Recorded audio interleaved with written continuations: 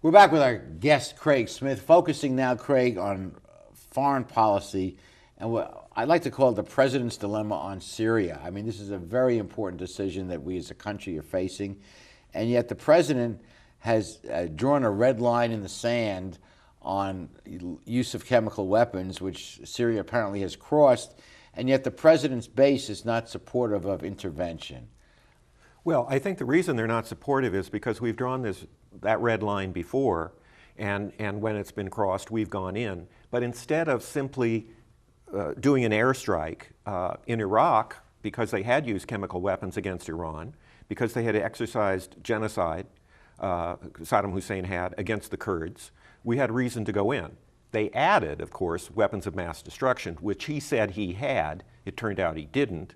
And then we got bogged down in a war in Iraq. And I think the country's a little weary of war, with the Afghanistani thing still going on, the Iraqi thing going on. If he goes into Syria, is he going to put boots on the ground, or is he just going to strike? The resolution, it's going to be strike only. And the supporters of intervention are a strange political mix. Yeah, I mean, John McCain's in favor, Lindsey Graham's in favor, John Boehner's in favor. Those are all Republicans joining the president, and moderates on his side. It's the extreme left. The Democratic left is not supportive of it. They're not supportive of war, generally. And Obama himself in Iraq voted against it. He voted against it when he was in the Senate, that's right. And then you have a libertarian kind of pacifist strain led by Rand Paul out of Kentucky, senator out of Kentucky, conservative Republican. Some of the Tea Party people aren't supportive. And I think they're, people who aren't supportive who just want to embarrass the president. So it's a mix. And recently it looked like we were going in alone, and then the president pulled back and he wanted to get congressional approval. Yes. When England was at our side, it looked like we were going to go forward. And then Prime Minister Cameron decided he'd better check this with Parliament. When he did, he lost by 15 votes. And that was a crushing defeat for him and his policy. And so we were left standing alone. And that's not a very good way to do these interventions. Without United Nations support and without a key ally like Great Britain, the president wanted the comfort of having Congress sign off on it. That's correct. Now, what happens if Congress does not sign off? The president, arguably, under the Constitution, has inherent powers to go in because of his commander-in-chief role and chief executive to defend and secure the United States. So arguably, he still has the power to do it, but politically, that's risky. It's very risky, and he's also under the limits of the War Powers Act, which says he has to notify Congress within 48 hours of any action he takes. Then he has 60 days.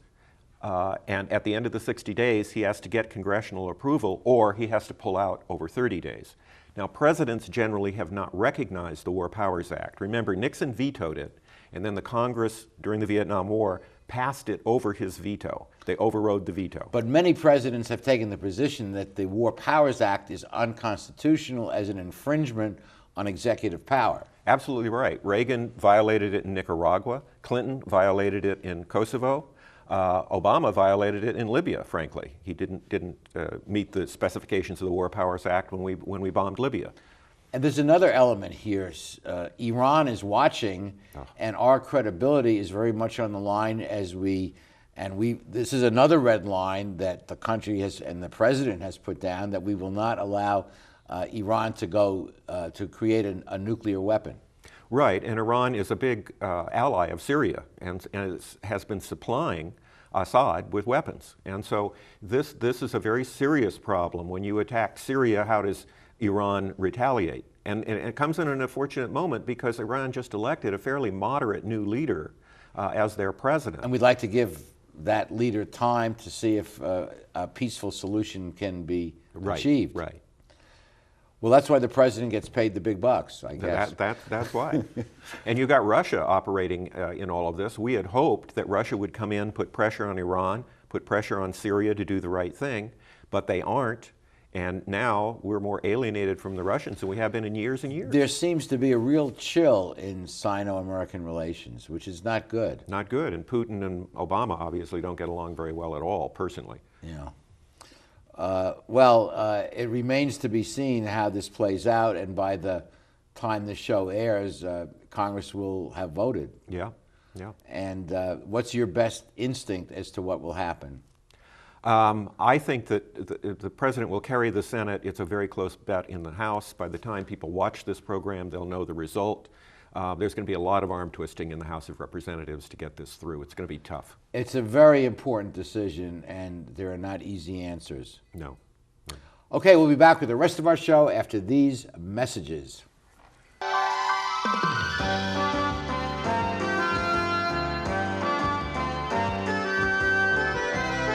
Phil Trainees mixes California style with continental cuisine that includes fresh seafood from around the world.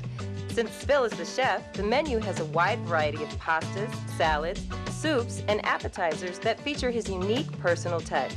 And the Italian-American signature dishes are simply beyond delicious. You never know who you're going to run into at Trainees, from the famous sports legends on the Wall of Fame to local celebrities having a drink at the bar. For the best fine dining experience, visit Phil Trainees. I want to improve my career opportunities.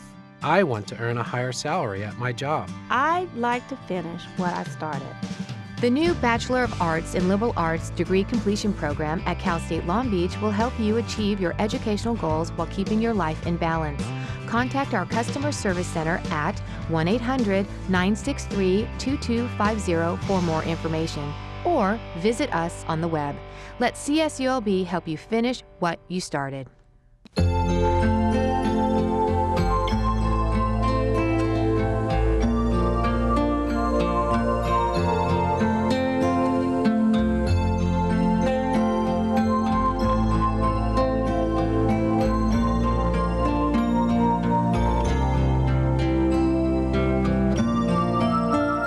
Take care of those who are closest to you, from our family to yours. McCarty's Jewelry, since 1932. This is the first show of our 22nd season.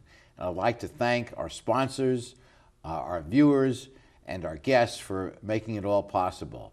And certainly, Craig, you've been one of our regular go-to people. We thank you so much for your continued contributions to Straight Talk. My pleasure, Art.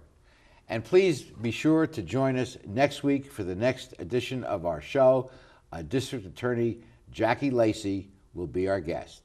Thank you and good night. Straight Talk has been brought to you in part by the Port of Long Beach and the Press Telegram. And remember, Straight Talk is viewable 24/7 at straighttalktv.com.